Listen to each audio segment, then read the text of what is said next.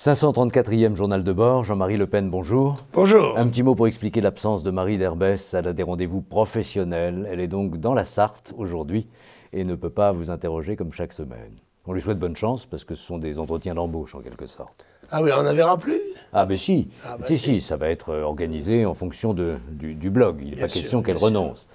Alors, dans les sujets de la semaine, 130 djihadistes d'origine française se trouvent actuellement entre les mains des Kurdes en Syrie et le débat porte sur leur retour éventuel en France. 30 hommes et puis des femmes et des enfants, dont certains sont déjà très grands. Qu'est-ce que vous pensez de cette affaire? Vous les voyez revenir en France et être jugés par les Français? Personnellement, non. Ils ont quitté leur nationalité, ils ont trahi leur nationalité en s'engageant dans des forces hostiles à la France, qui faisaient couler le sang français. Par conséquent, ils sont dans les prisons des Kurdes, qu'ils y restent. Alors l'argument français, c'est de dire qu'il n'y a pas d'État kurde et que par conséquent, il n'y a pas de système judiciaire comparable au nôtre. Ça, ce sont des arguties. À la vérité, si on les ramène ici, dans le meilleur des cas, ils seront en prison pendant plusieurs années aux frais des contribuables, avec la possibilité de s'évader ou d'être graciés, ou bref. Alors que s'ils sont entre les mains des Kurdes, les Kurdes savent à qui ils ont affaire. Alors, c'est la partie des Kurdes qui se trouve sur le sol syrien. C'est peut-être l'occasion pour ceux qu'on qualifie d'enfants et qui sont nés là-bas d'appliquer le droit du sol. Ils sont syriens? Pourquoi pas?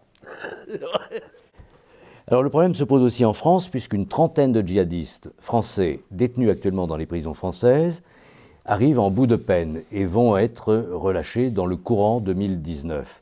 Qu'est-ce que vous pensez de cette situation? Je pense que c'est un danger certain, que le fait de les convoquer au commissariat de police une fois par mois ou de leur mettre un bracelet autour de la cheville ne changera pas grand-chose à leur volonté de nuire. Là, c'est une contradiction de notre droit et de notre sécurité. Et puis, les places de prison sont peu nombreuses en France par rapport aux besoins. En plus, nous n'avons pas assez de places de prison. Je vous rappelle toujours que j'avais demandé qu'on en construise en 2002 100 000 pour faire face à la fois à la rénovation des prisons nécessaires et d'autre part à l'augmentation de la population et au changement de la nature d'une partie d'entre elles. Il y a une idée que vous aviez défendue à la fin du service militaire obligatoire décidé par le gouvernement de Jacques Chirac à l'époque, c'est d'utiliser les bâtiments rendus libres pour faire une sorte de prison à deux vitesses. C'est-à-dire les gens les moins dangereux dans des espaces fermés, mais... C'est ça. Utiliser les casernes un petit peu renforcées sur le plan de la sécurité extérieure pour des peines courtes et surtout des délinquants qui ne menaçaient pas l'ordre public en quelque sorte. Alors dans le contexte de la crise des Gilets jaunes, le gouvernement souhaite innover en matière juridique avec une nouvelle loi anti-casseurs. Ça rappelle un petit peu les années 70 et Raymond Marcellin. Il y avait déjà eu une polémique à l'époque, après les événements de mai, sur la question du traitement des casseurs. Qu'est-ce que vous pensez de ça? Une loi anti-casseurs qui permettrait à une autorité administrative de dire qui a le droit de manifester et qui n'a pas le droit, en fonction d'un passé judiciaire ou de présomption de casse possible de la part d'individus repérés. Ça me paraît ouvrir la porte à l'arbitraire le plus total. Remplacer la justice par l'administration, ce n'est pas un progrès, même si notre justice est loin d'être indiscutable. Je note en particulier au passage qu'elle est beaucoup plus sévère pour les paroles que pour les actes, alors qu'on parle toujours du passer à l'acte. Eh bien, il ne suffit pas de passer à l'acte en France. Il suffit d'émettre une opinion ou même d'être soupçonné d'une pensée. J'en ai fait très souvent l'expérience. Et vous allez encore la faire dans les mois prochains puisque les audiences se succèdent. Absolument. Vous avez un mois de juin chargé. Je suis un client attitré de la correctionnelle politique. Alors toujours sur cette question de loi anti-casseurs, on voit que la majorité et une partie de la droite se divisent. Quelquefois avec des arguments contradictoires, mais il y a tout de même, ici et là, des inquiétudes sur la protection justement de la liberté d'expression, de la liberté de se manifester. Et il y a des fractures, aussi bien à droite qu'à gauche sur ce sujet-là, avec un ministre de l'Intérieur, Castaner, droit dans ses bottes. Lui, il pense qu'une décision préfectorale suffit à disposer de la liberté ou de la non-liberté de se déplacer. On n'est jamais si bien servi que par soi-même. De fait, que Castaner défende en quelque sorte la rigueur dont il tient les rênes, ça n'a rien d'étonnant.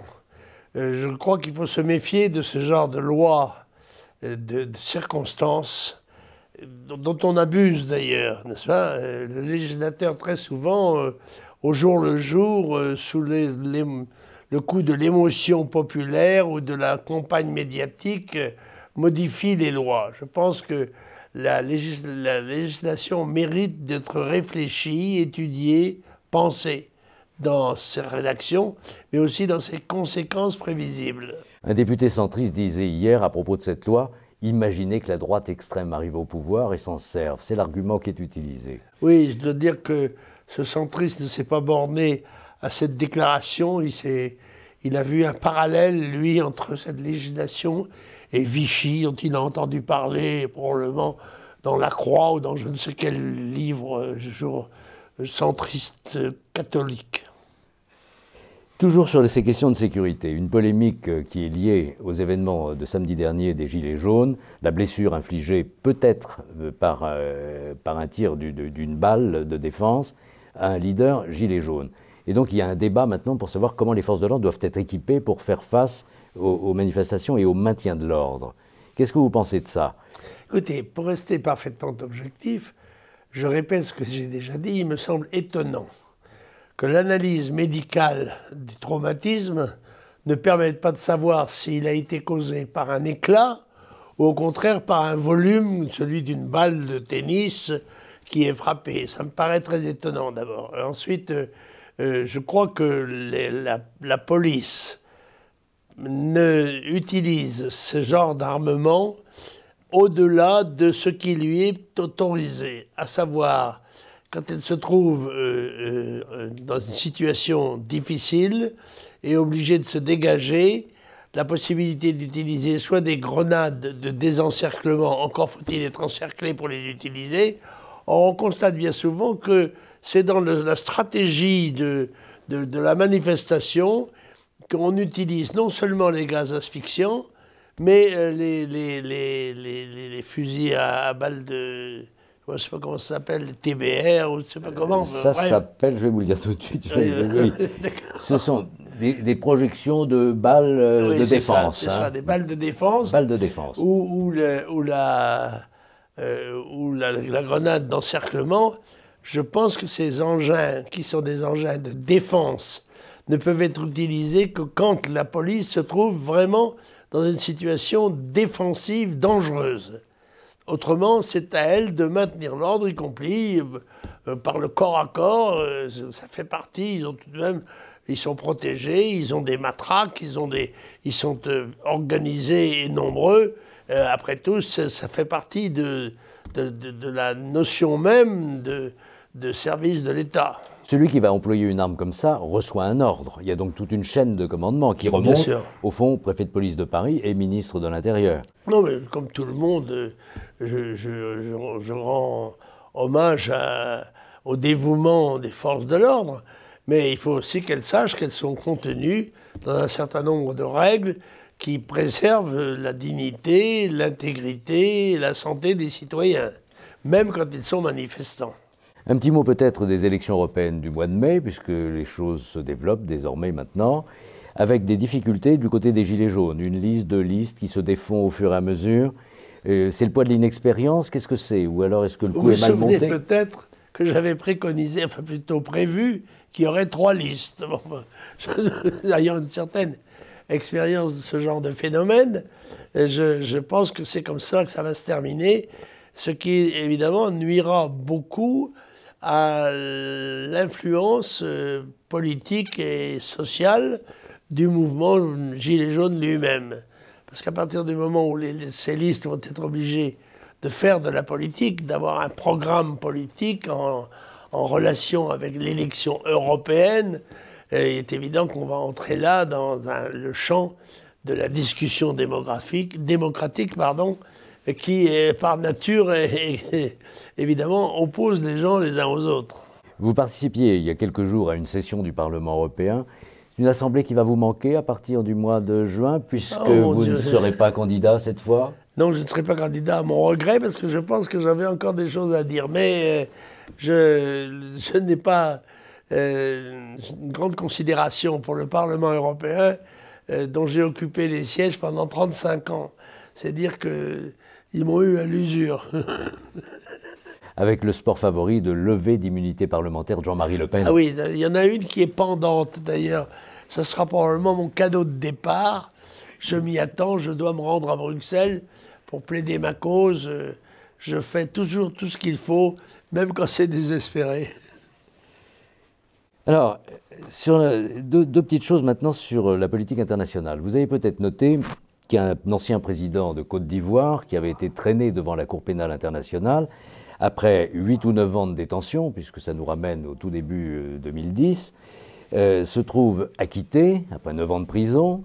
Qu'est-ce que vous pensez de cette institution, la Cour pénale internationale? À noter d'ailleurs que beaucoup de nos amis proches avaient défendu Laurent Gbagbo, bien qu'il soit membre de l'Internationale socialiste. Oui, mais parce que cette justice internationale me paraît aussi redoutable que toutes les organisations du même métal, si j'ose dire, à savoir que nous n'avons pas de réel contrôle sur leur régularité ou leur loyauté. Donc je suis toujours très suspect des opérations qui passent par l'échelon international, où on sait bien qu'un certain nombre de grandes puissances font la loi. Surtout que, par exemple, un pays comme les États-Unis s'est toujours refusé à laisser traduire ses ressortissants devant ce genre d'institution, ce qui est un signe. Oui, mais il sait de quoi il parle. Israël non plus, d'ailleurs. C'est comme pour le pacte de Marrakech. Ces pays-là ne signent pas les textes qui paraissent suspects. Bien sûr, et qui sont pourtant réputés défenseurs de la démocratie. On parlait de l'Europe, il y a le Brexit avec le gouvernement britannique visiblement en difficulté, l'Union européenne qui refuse de changer quoi que ce soit à la sortie de la Grande-Bretagne, du Royaume-Uni plutôt, de l'Union européenne. C'est un petit peu une impasse en ce moment avec la question de l'Irlande. Est-ce que rétablir une frontière, une vraie frontière entre l'Irlande et l'Irlande du Nord, vous paraît être le redémarrage possible d'un conflit sur le sol britannique et irlandais? En tous les cas, ça paraîtra aux Irlandais un recul sur leur volonté d'unifier l'île, en quelque sorte, n'est-ce pas? Ce sont des situations inextricables dans lesquelles Mme May est obligée de thatchériser, tandis que l'Europe campe sur ses positions, mais on sait que les positions européennes, par leur nombre, est relativement fragile. Et que c'est par là que ça finira, je pense, par déboucher. Alors, en attendant un résultat pour le Brexit, vos lectures. Alors, il s'est empilé un certain nombre d'ouvrages qui vous arrivent les uns après les autres, pas forcément des textes très récents. Et que je n'ai pas le temps de lire, mais dont on reparlera plus tard, quand le loisir me sera laissé. Bon, alors, l'Iliade d'Homère, ça vous connaissez ça par cœur? Non, pas par cœur, mais j'ai été sensible au fait de retrouver un livre, un grand livre, encore que j'ai préféré sans doute l'Odyssée à l'Iliade, mais je me pencherai sur cet énorme livre, ils sont tous énormes désormais, avec la difficulté que l'on a quand la vue baisse un peu, d'autant que c'est écrit en petits caractères. Mais enfin, j'en connais quelques textes et je ne saurais trop recommander aux jeunes générations d'étudier l'Iliade, l'Odyssée d'Homère. Ce sont les grands titres et les grandes lois littéraires de notre peuple. Alors, un livre d'un de vos vieux amis, en fait, Bernard Plazet, ancien sénateur de Paris, qui vous a adressé cet ouvrage concernant les vertus militaires. Oui, alors c'est certainement passionnant aussi. Et Plazet trouve, semble-t-il, un dernier espoir dans l'esprit militaire pour essayer de lutter contre la décadence générale qui gagne l'ensemble de nos mœurs. Je vais le lire avec en plus une pointe de sympathie compte tenu de son auteur qui fut un ami. Et autrefois, je ne l'ai pas revu, je le regrette. C'est peut-être l'occasion de le revoir. Bon, là encore, un livre que vous connaissez par cœur, Les poésies complètes de Musset. Je ne connais pas par cœur, parce que Musset a beaucoup écrit.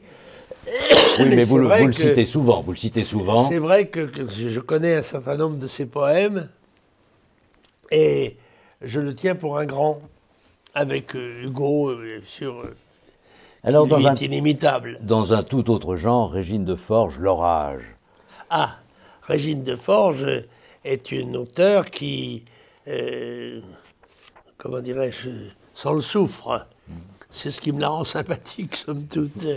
Donc je ne sais pas du tout ce qu'il y a dans l'orage. C'est très court, ça doit être assez hard. J'ai l'impression, c'est le style de Régine Deforges. Elle n'hésite pas à aborder les sujets autrefois considérés comme scabreux et qui sont aujourd'hui devenus très banals. Bon, et puis ça s'emboîtera bien, si j'ose dire, avec votre lecture de Houellebecq dont vous avez parlé la semaine dernière. Oui, je peine à finir Sérotonine. Ah oui mais je m'y attache. Je me suis donné comme objectif de terminer le livre. Alors vous êtes vraiment éclectique. Rien à voir avec Régine Deforges ni avec Houellebecq. Pâques de la Sainte-Russie. Ah, c'est un autre style, un autre genre. C'est délicieux, mais ça évoque tout de même un événement assez formidable dans le pays qui a été courbé pendant des décennies sous la schlag du communisme, ce retour aux idéaux chrétiens, et en particulier à ceux si sympathiques et si spectaculaires de la Russie traditionnelle, à de quoi nous attacher. Et par conséquent, je ferai certainement un petit sort de lecture à cet ouvrage. Vous pensez retourner en Russie encore une fois? Parce qu'après tout, c'était souvent votre destination dans le passé, Moscou, la Russie, vos amis là-bas? Oui, mais comme j'ai un gros rhume, là pour l'instant, il n'est pas question que j'aille dans le froid. Je suis là-bas l'homme qui vient du chaud. Alors, quand ce blog sera diffusé, vous aurez reçu, jeudi, le prix des lecteurs de présent à la Nouvelle Librairie dans le quartier latin. C'est une virginité que je perds, une des rares qui me restait. Je n'ai jamais reçu de prix. Ah, si, il y a le prix pour le Grand Prix du disque, pour un disque de la Serpe. C'est un domaine discographique, ça, c'est vrai. J'ai eu le Grand Prix du disque pour l'histoire, les 4 disques de l'histoire de la musique militaire française, c'est vrai. Et j'ai failli en avoir un autre, mais qui a été retiré au dernier moment sur intervention d'une autorité gouvernementale quelconque. Mais bref, ce n'est pas... non, c'est simplement, je parle du plan littéraire. Encore que les mémoires ne soient un style littéraire moins prisé que le roman. Mais je n'ai pas le temps. Est-ce que j'aurai encore le temps d'écrire les livres qui me restent sous la main ou sous la plume? Je ne sais pas. Bon, de toute façon, rendez-vous le 15 septembre, autour du 15 septembre, pour la parution du tome 2 de vos mémoires. Voilà, c'est une date, c'est un objectif, si Dieu nous prête vie, bien sûr, comme toujours. Oh, il est presque écrit. Oui, mais il faut corriger, relire. Et la relecture de textes qui vous concernent, c'est assez prégnant.